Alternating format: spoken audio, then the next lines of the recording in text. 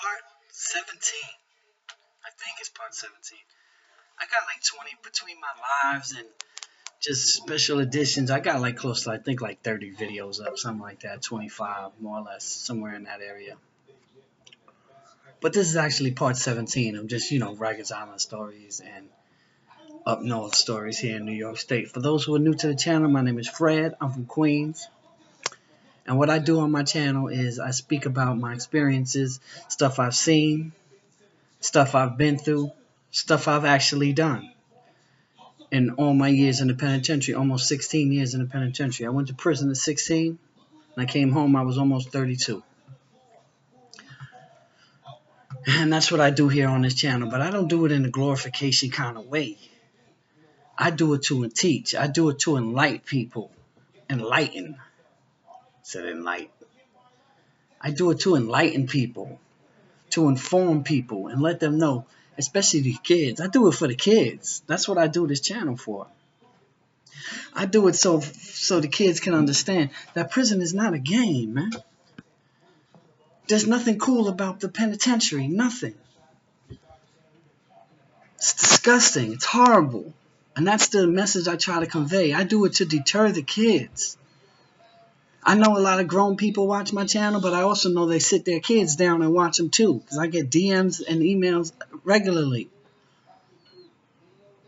about people liking my channel and sitting their kids down and making them watch. Because a lot of people glorify their experiences all over the United States. I've been watching for years. I'm like, man, these dudes talk all this stuff. That's not what I'm about. That's not what I do. Please go down and hit that subscribe button if you're new. I'm closing in on 10,000. Salute to all my people. Somebody DM'd me yesterday and asked me, Fred, have you ever got jumped or anything ever happened to you in prison? Yeah. Yeah. I got jumped one time in C95. I turned adult, went to C95 from the fall building, and, I got into a couple of things in this one house. But the last thing is what put me over. See, C95 was a different kind of place. C95, like when I first went in there, like the second day, I seen dudes come out at nighttime after lockout, pop their cells. You know what pop your cell means? I'm going to tell you. Pop their cells means that in C95, anybody who's been to C95, been in the cells in C95, they understand what I'm saying.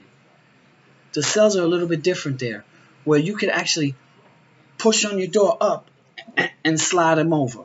Pop your cell. That's what it was called. It's a fact. Or sometimes what you used to be able to do is you put something in the bottom of the cell or the top or whatever. Just a little piece of tissue, a little something so it don't close all the way, and you can pop them. But some people's cells, they didn't have to put none of that in there. It would just close, and they would literally lift them up and pull them over. So I seen this one dude, I don't even know what it was over. I know they was beefing. It was some neighborhood thing, and they brought it to jail. And the dude told another dude, man, suck my dick. And in jail, when you tell somebody to suck your dick, you better be ready to die or to kill. Suck your dick in jail is one of those words. It's one of those sayings that if you say it, all hell's gonna break loose. So everybody locked in, and dudes were still beefing on the gate, and some told the dudes, man, suck my dick, all y'all.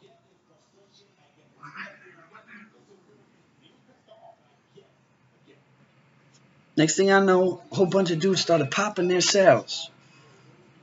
The dude that was beefing, dudes went and popped his cell, opened it from the outside, boom, and went up in there, tore his ass up. This was after lockout. Everything's supposed to be locked down. Everything's done. This was like 12:30 at night. C95. C95 was wild. But for me, I had gotten into a couple things in there. I remember one kid was G.I. Joe, tore him up. I did to a few people in there. By that time, I had a few years in there already.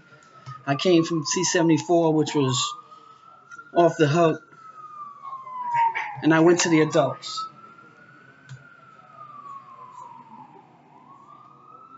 And when I went to the adults, it was a bit different world. It was still wild, but dudes was a little bit more mature. But when I first came in the house, this dude, me and this dude, he's always talking to me, what's going on, blah, blah, blah, where you from, blah, blah, things like that. I'll never forget him. We're just going to call him AR. Now, this dude AR, he was always asking me questions, vibing with me, talking with me. And me and him got cool. You know what I'm saying? He had Bing time over his head. In other words, he had done something, and the Bing at that time was so filled. Solitary confinement at the time was so filled that so many people had Bing time over their head. In other words, as people left the Bing, they were taking people who had days over their head and putting them in the Bing. So I think son had like 30 days or 60 days over his head, 45 days, something like that. So one morning they packed him up. He went to the Bing. So when he left, dudes told me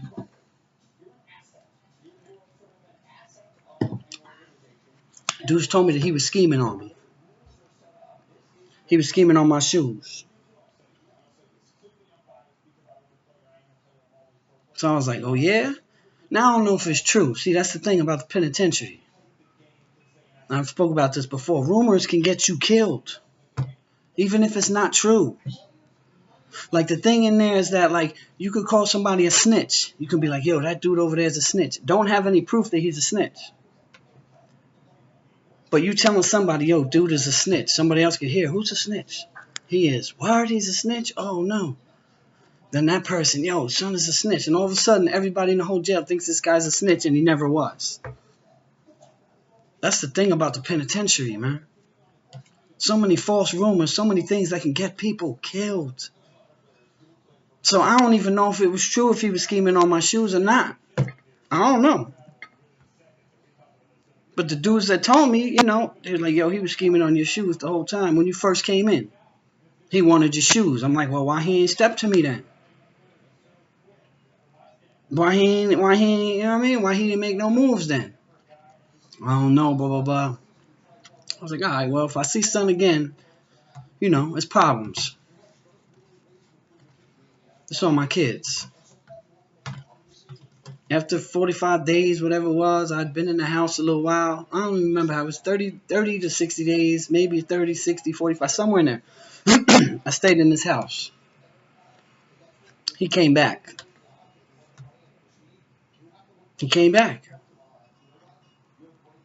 So, I had already said I'm going to tear him up when I see him. And I said it to people.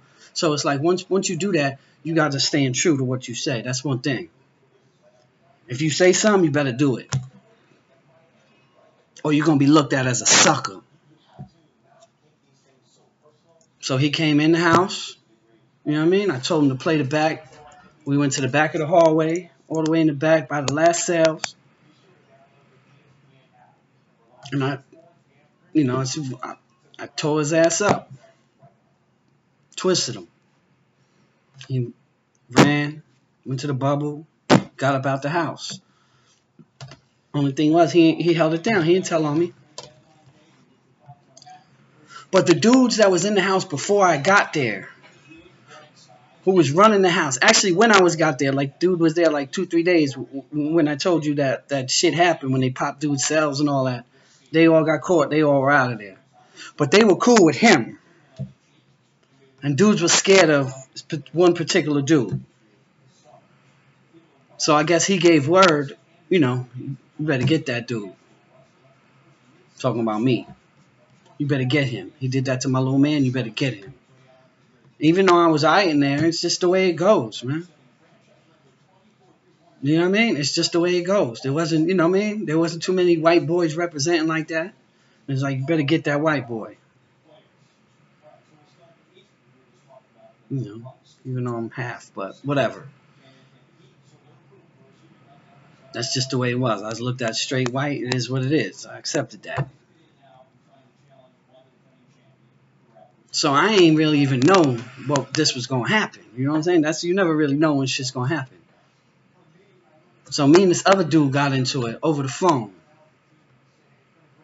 I was making dudes sign the phone sheet in the mornings. When you get on the phone and you get your 6 minutes, you have to sign a book. And I was the dude that had the book and was making dudes sign. You got on already, right? All right, here, sign the book, sign your name. And son ain't want to sign his name. It wasn't really a big deal, but it's like, nah, I ain't signing shit. That's what he was telling me.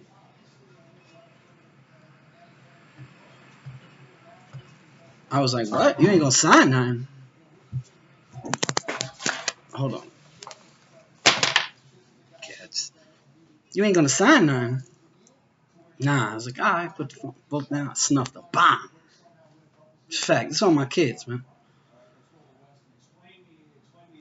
Snuffed the bomb. Dude broke it up. Yo, go to the back. So we went to the back. Now, again, in C95, there's a long corridor. The cells, right side, left side, long corridor.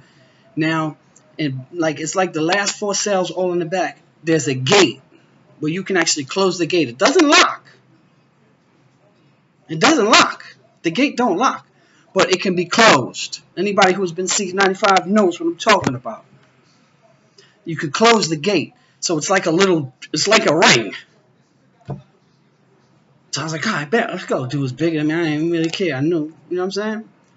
That's the thing. I always been fighter, always. And I used to surprise a lot of people. I had numerous fights that way where people just assumed. You know what I mean? When I had phone time or whatever, dudes would just assume, oh, you know, new dudes come in, oh, I'll fight the white boy for his time. Okay. You know what I mean? Not really understanding. You know what I mean? Boom, back, boom, boom, back. Then when they came out with black eyes and broken noses, it was, you know what I mean? It was different. So I went to the back. Sure, let's do it. Started going in the back. Everybody coming in the back. I'm thinking dudes just going to come watch the fight. So I go. I had my back to the gate. He was in there. I was like, all right, come on, let's do it. Let's do it. Well, you know, the gate closed. All of a sudden, I started getting hit from behind. Boom, boom, boom, boom. Dudes jumped me. Bunch of dudes jumped me. I was like, oh, shit. I didn't even know where it was coming from. Or why it had happened until later. I fought as best I could, you know what I mean?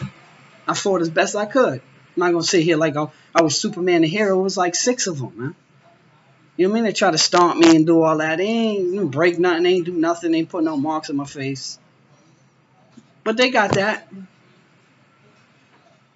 Police came, pulled the pin. All the squad came, all that dumb shit.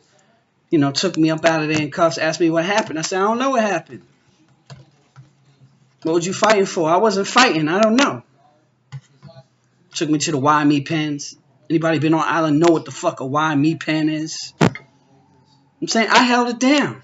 That's what you're supposed to do. Because that's the thing in the penitentiary. If somebody do something to you, just say somebody cut you. And you be like, he did it. Number 1, you's a rat. And number 2 is you're going to have a separation on your card. So wherever you go, that person will never be. You 2 people will be separated for the rest of your bid. But if you official and you get cut, and you just be like, I don't know what happened, they're going to put you in IPC, involuntary protective custody, and they're going to send you out to jail. But now, being they don't know who the attacker was, you have a chance to get your attacker back because there's no separation. And that's what I did. I don't know who attacked me. I didn't get cut or nothing like that. I'm just saying. I don't know what happened. I don't know why. I don't know who it was. And that's that. I held it down. Went to another house in C95. Moved me one of them uppers. 11, 10, 12. I forgot what it was. One of them uppers. I wasn't in C95 that long. And after about a month, that's what happened. One of them dudes, you know what I mean? We're going to call him Light, came up there, and I was already there. You know what I mean? I seen him coming. I seen him when he came through right before he was actually coming in. There's like a little bubble area. And right as they opened the gate and he started to walk down, I ran up on him. Remember me? You know what I mean? I got caught for that one. I got caught for that one.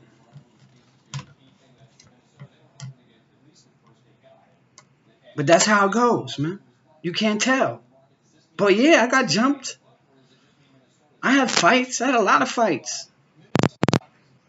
Anybody who been to jail, you know, somehow a little bit and say they ain't have fights is like, all right, whatever. Of course I have fights. Of course I twisted people. It's the way it goes, man. That's jail. And this is why I project what I put out to this world right here. For these kids to let them know. Number one, nobody's untouchable, man. Nobody's untouchable. And if you ain't living that life, you still got to prove yourself, man. You're still gonna have to fight. You're still gonna have to represent. You have to. Because there's always gonna be people that try you. There's always gonna be dumb people or people you don't get along with. Your personalities clash. You might could just look at somebody and the way he swags, the way he walks, anything might just irk you. And that's the way it goes in there. This is why I do what I do, man. Them dudes could have killed me in that back. You know, but the reality is when 6, 7 people trying to punch you and kick you, it's like, it's not really the same. They get you a little bit, you know what I mean? Hurt my ribs a little bit. That was it. Anybody who's been jumped by a lot of people knows what the fuck I'm talking about. But yeah, because again, people ask me, have you ever? Yes. Fucking right. I didn't go through jail and do nothing and had nothing done to me, of course. That's prison life, man. That's jail life. Is this how you want to live your life? This is what I ask you kids. Do you want to live your life like this? You want to live your life having to do something to people? Because it takes a certain caliber. Everybody act like, you know, they could cut somebody. Everybody act like they could put hands on somebody. You know what? Anybody behind a keyboard or anybody behind a cam or watching this could be like, yeah, I would do the same thing. You know, it's possible you might not, man. It takes a certain caliber of person to do that, man. But is this what you want to turn yourself into? Is this what you want to put yourself through, kids? Anybody, youth watching this? I don't think so, man. It's much better to stay your ass in school. It's much better that way.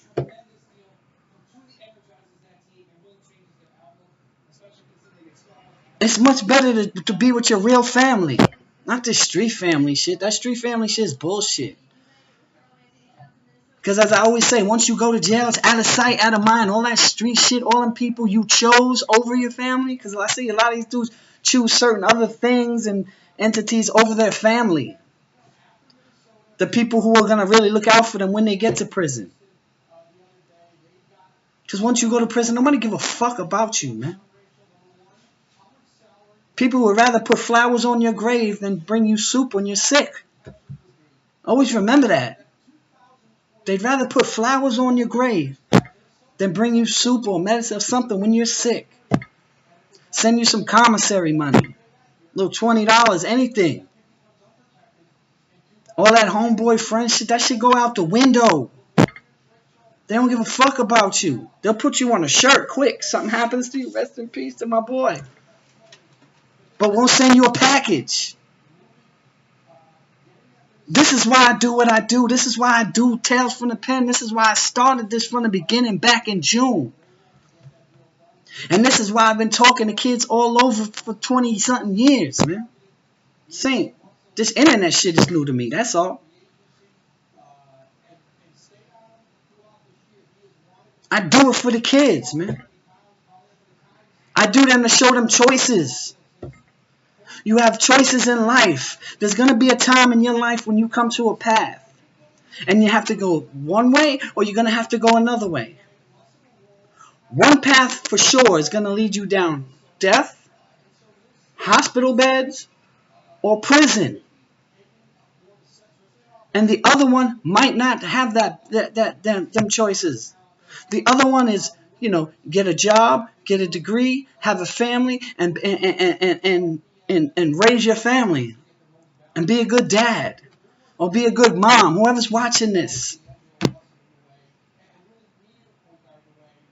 those are the paths, and you're gonna have to choose one. But it's guaranteed if you walk down this yellow brick road over here, you will run into a certain wicked witch. It's a fact. Statistics tell you this. This ain't a game. In the penitentiary now, from when the penitentiary, when I was there, it's a little different. Everything is a different culture now. Everybody's affiliated with something. Is this how you want to live your life? No, it's not how you want to live your life. You want to be productive in society. I love being I'm dad now. I love being a dad, man. I love being a dad. And I couldn't even imagine being a dad when I was in. I was a kid. I didn't have no kids. So it was a little bit different. I can't even imagine my kids coming to the visitor room and seeing me. I used to see it all the time. A lot of my boys had kids, and grown-ass men be coming back from the visit, man, tears in their eyes. Yo, what happened, man? Oh, my son came. My daughter came. And they were crying when they left. Daddy. You know what I mean? I seen it all the time. At the end of the visits, everybody's hugging, everybody's leaving. It's a somber moment. At the end of every visit, you don't really hear too much noise, man. At the end of visit, when they say visits are over, however they do it in whatever facility it is, everybody's feeling bad. It's like a funeral up in there. Little kids crying, Daddy, come home, grabbing their legs. Daddy, when you coming home?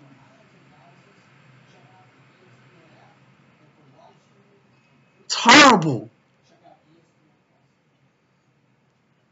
So you people out here, especially with, these kids, man, you need to pay attention to your decisions. Pay attention to your surroundings. Pay attention to what's going on around you. If you got a lot of homeboys in your crew that all went to jail, then you're in the wrong fucking crew. If you got a lot of homeboys that are getting shot and are dead, you're in the wrong fucking crew. Because they say, show me your homeboys, I'll tell you who you are. You got to make right choices and right decisions, man. Because behind every choice, whether it's positive or negative, really negative, there's consequences, man. If you make positive choices, there's good consequences. If you make negative choices, there are negative consequences to your actions. I ain't making this shit up, man. It's history. When you make bad decisions.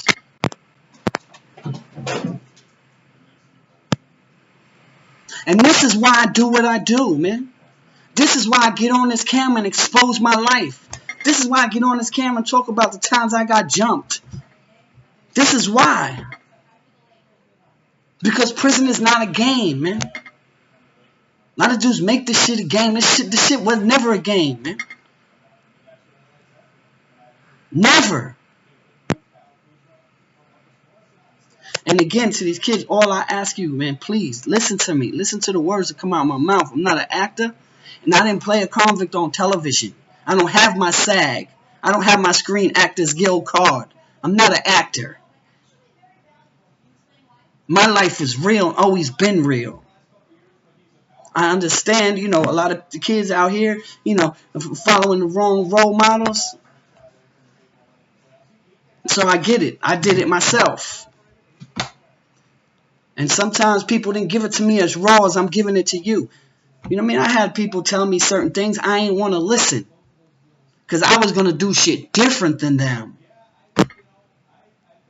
fuck out of here. I was an idiot. I was wrong about that. And I was guided in the wrong way. I wanted to do me and not listen to anybody, and I suffered the consequences of my negative choices, man. I just wanted to get on here a little bit, give you guys another quick episode, because I'm not going to be able to get on here for the next couple days. Got a few things going on over the weekend, so just wanted to put this out, get this little quick video out there, because a couple of people have been asking me, tell us something that happened to you. Yes, there it is. There's one. Kids, please listen to what I'm telling you. Please. I beg of you. Don't make the same dumb choices I did. Take it from somebody who's been through it. Take it from me, please. Take it from somebody who's been in the streets at 14 years old, man. Take it from somebody who, didn't want to listen to their family and was literally in the streets, 14 years old. Sleeping in my boy's car, sleeping in Jack in the Box, sleeping wherever. Sleeping with all my friends, different friends' houses. Because I love that street life. I ain't ashamed to say it, man. I was an idiot. If I would have just stayed on the right path, stayed in school, did the right thing, my life would be a lot different now.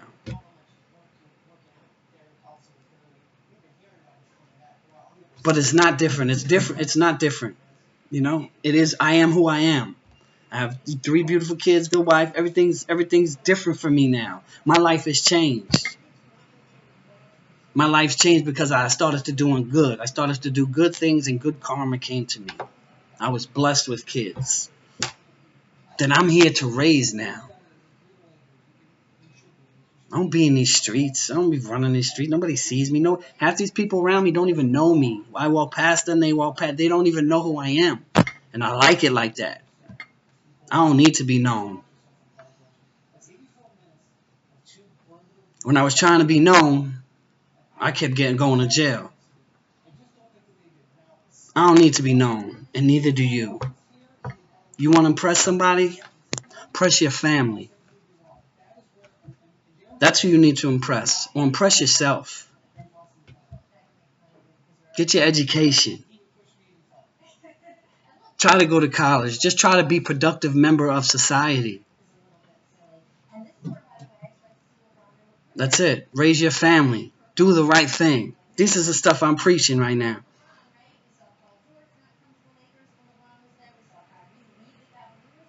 And like I always say, experience is the greatest teacher. But somebody else's experience could be just as valuable if you listen and pay attention. And on that note, Fred White, signing off.